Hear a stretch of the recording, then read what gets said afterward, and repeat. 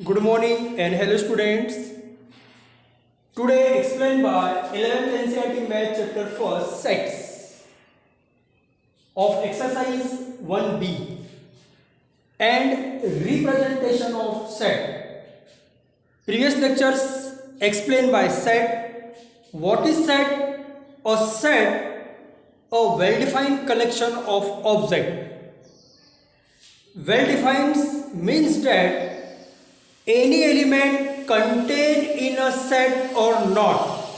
कोई एलिमेंट उस सेट के अंदर कंटेन है या नहीं है, कोई एलिमेंट उस सेट के अंदर कंटेन करता है या नहीं करता है, इस चीज को सेटिस्फाइड करने वाली कंडीशन को ही वेल डिफाइन करते हैं. Suppose any set of natural number, suppose set A और इसके एलिमेंट 1 2 3 4 दिस. और set of natural number denoted by N, capital N से डिनोट कर सकते हैं. It is include by -3, it is not. इसके अंदर -3 है नहीं है. अगर -3 नहीं है इसका मतलब ये जो सेट है इसके अंदर -3 नहीं है तो वेल डिफाइंड कलेक्शन नहीं है. ये नेचुरल नंबर है तो नेचुरल नंबर 1 2 3 4 5 और पॉजिटिव होते हैं, इसके अंदर नेगेटिव नंबर नहीं आ सकता. तो वेल डिफाइंड कलेक्शन ऐसा कलेक्शन होता है जिसके अंदर कोई भी पर्सन टू पर्सन, एक पर्सन से दूसरे पर्सन पर जाकर उसकी डेफिनेशन चेंज नहीं होनी चाहिए. All persons are same condition, same situation is called well defined and a well defined collection is called objects. Previous lectures में सेट्स को अपन ने डिफाइन किया था. सेट्स के कुछ एग्जांपल्स दिए थे जिसको अपन सेट्स कहते हैं, जैसे players of football team, students of class 11th, vowels of English alphabets is called a set. Intelligent students of the school, इसका भी एक सेट बना सकते हैं, पर intelligent students of the school ये ग्रुप भी हो सकता है.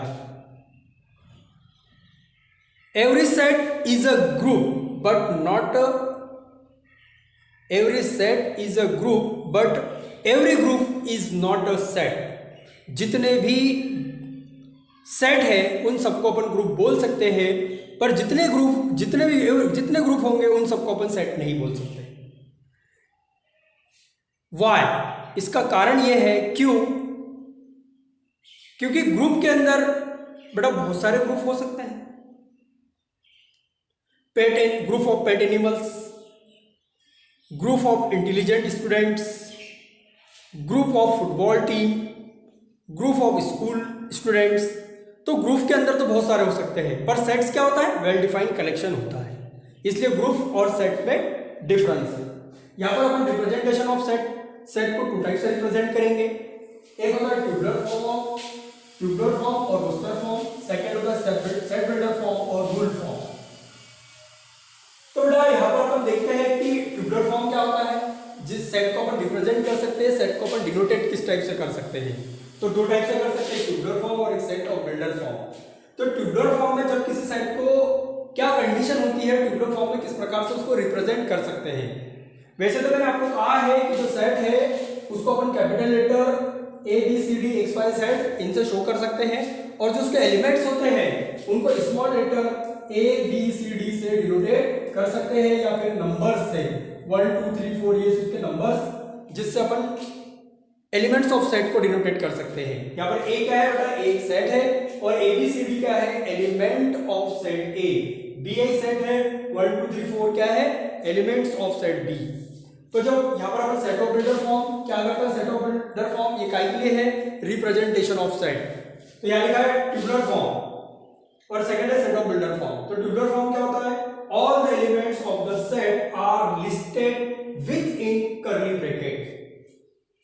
जो किसी भी सेट के जो एलिमेंट है उनको एक कर्ली ब्रैकेट के अंदर ऑफ सेट लिस्टेड, एक लिस्ट में with in curly bracket. Curly bracket ये वाला ब्रैकेट इस ब्रैकेट के अंदर एंड सेपरेटली बाय कॉमा, और कॉमा से उसको क्या किया जाता है, सेपरेट किया जाता है। इस फॉर्म में अगर अपन किसी भी सेट को लिखते हैं तो उसी को कहते हैं अपन tubular form of set.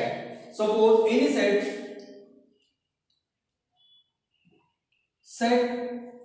Of natural number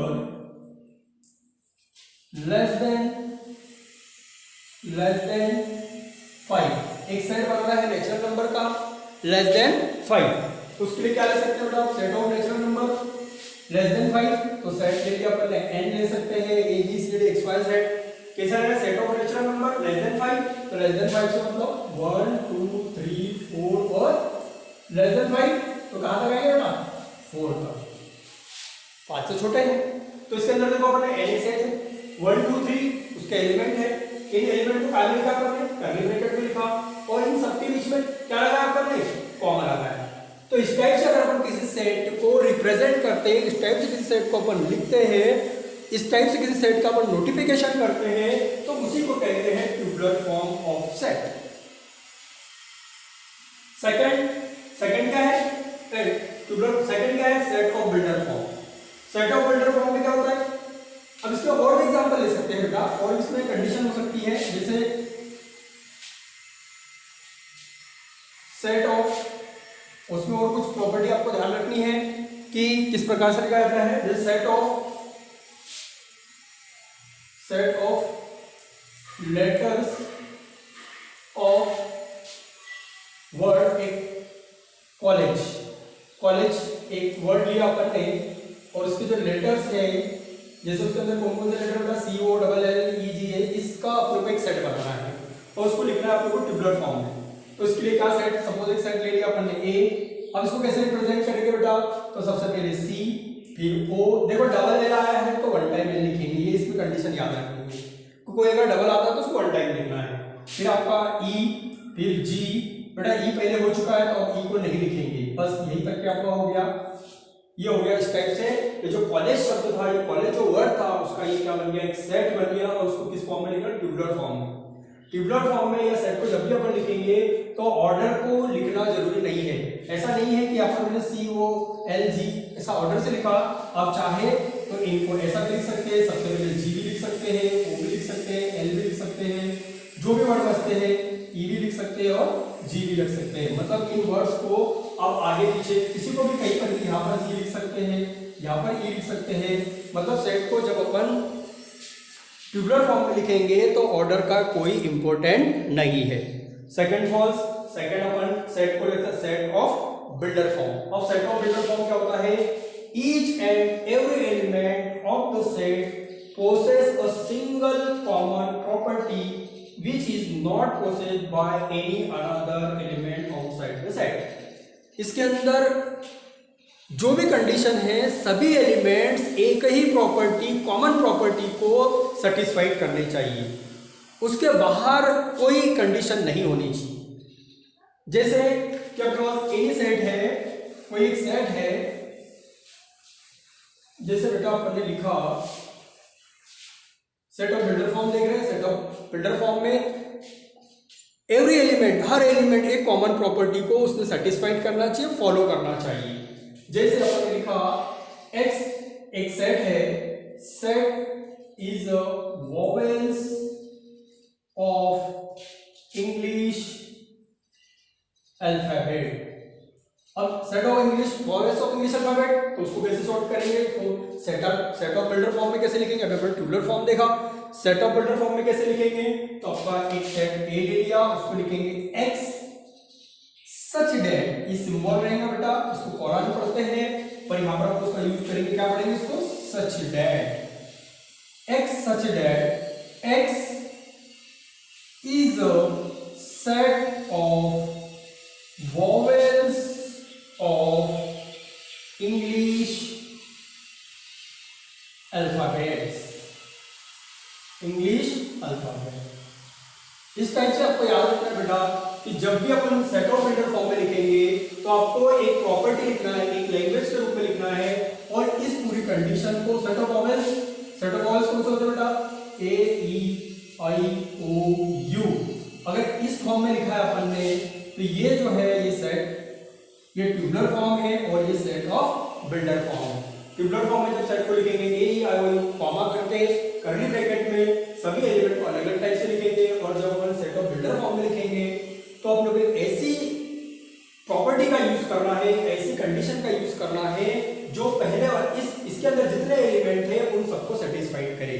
जैसे मैंने लिखा is a set of vowels English alphabet, तो ये जो कंडीशन है इस सेट को फॉलो करे, क्योंकि इसके अंदर इंग्लिश अल्फाबेट्स के सब क्या है, वॉवेल्स है, कोई भी कांस्टेंट नहीं है।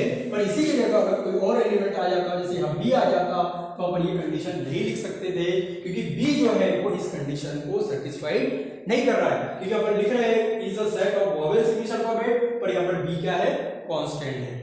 तो इसीलिए अपन बोल रहे हैं कि जब अपन कंडीशन लिखेंगे, जब भी किसी सेट को सेट ऑफ बिल्डर फॉर्म में लिखेंगे, ऐसा कोई वर्ड में लिखना है जिससे इस कंडीशन को क्या करे, फॉलो करे। तो बेटा यहाँ पर अपने सेट को रिप्रेजेंट किया, और सेट को कितने टाइप से रिप्रेजेंट करते हैं, 2 टाइप से। अपन ने सेट के बारे में देखा, और सेट को 2 टाइप से रिप्रेजेंट करते हैं। एक होता है सेट का ट्यूबुलर फॉर्म और एक होता है सेट ऑफ बिल्डर फॉर्म, जिसमें सेट को रिप्रेजेंट करते हैं। जिसके कुछ एग्जांपल्स यहाँ पर है, एक्सरसाइज 1B के कुछ क्वेश्चंस यहाँ पर गिवन है। Right the following sets in tubular form. Tubular form में सेट को क्या करना है, आपको रिप्रेजेंट करना है। तो पहला क्वेश्चन है A x such that x, ऐसा पढ़ेंगे बेटा इसको, x such that x is the integer and क्या है, कंडीशन क्या है, x -3 से इक्वल भी है और उससे ग्रेटर है, और -7 से लेस देन और उसके इक्वल है। तो इसके अंदर एक के अंदर एलिमेंट कौन सा आएगा बेटा, -3 आएगा, -2 आएगा, -1 0 1 2 3 4 5 6 और 7 की कंडीशन दी है। x की वैल्यू जो है वो -3 से ग्रेटर, -3 से ग्रेटर कौन से होंगे, -3 से ग्रेटर -2, क्योंकि माइनस में जो छोटे नंबर होते हैं वो बड़े नंबर से ग्रेटर माने जाते हैं। तो -3 -2 -1 0 1 2 3 4 5 6 7 तक, क्योंकि x की वैल्यू जो है 7 की इक्वल है और 7 के इक्वल है, इक्वल ही है बेटा, 7 से छोटी नहीं है, 7 के इक्वल है। अब second condition, x is a natural number less then 6, x such that, क्या पढ़ेंगे इसको, such that x such that is a natural number less then 6, x एक नेचुरल नंबर है और कहां तक है, लेस देन 6, तो 1 2 3 4 और 5 लेस देन 6 है। फिर आगे बात अपना डी, मैंने वो आपको एग्जांपल में बता दिया बेटा। अभी इसमें कॉलेज के लेटर्स को, और अपना जी है x subject x n n square plus 1 where n belongs to n। यहाँ पर एक कैपिटल है, ये n तो यहाँ है बेटा, पर यहाँ पर जो कैपिटल n है वो एक नेचुरल नंबर है। क्या है, नेचुरल नंबर, और नेचुरल नंबर कहाँ से कहाँ तक लिखा, तो 1 से लेकर 3 तक। तो यहाँ पर n का यूज क्या करना है, 1 से लेकर 3 तक। तो पहले अपन सबसे पहले सपोज अगर अपन ने x = 1 लिया, तो यहाँ पर x = क्या बन जाएगा बेटा, n की वैल्यू, सॉरी n = 1 लेना पड़ेगा, क्योंकि n की वैल्यू जो है 1 से लेकर 3 तक है। तो n = 1 लिया, x की वैल्यू क्या मिलेगी, 1 1 square plus 1 x = 1 1 plus 1 x की वैल्यू 1/2 मिलेगी। या g के अंदर पहला एलिमेंट 1/2 आएगा। फिर आप यहाँ 2 रखेंगे, तो n की जगह अगर 2 रखते हैं तो अगला एलिमेंट क्या मिलेगा बेटा, x = 2 2 स्क्वायर प्लस 1 x = 2 2 का स्क्वायर 4 प्लस 1 2 अपॉन में कितना मिलेगा, 5। तो अगला एलिमेंट 2 अपॉन में 5। इस टाइप से और भी एलिमेंट रख के अपन सेट बना सकते हैं। बाकी अपन अगले लेक्चर्स में देखेंगे। Thank you very much.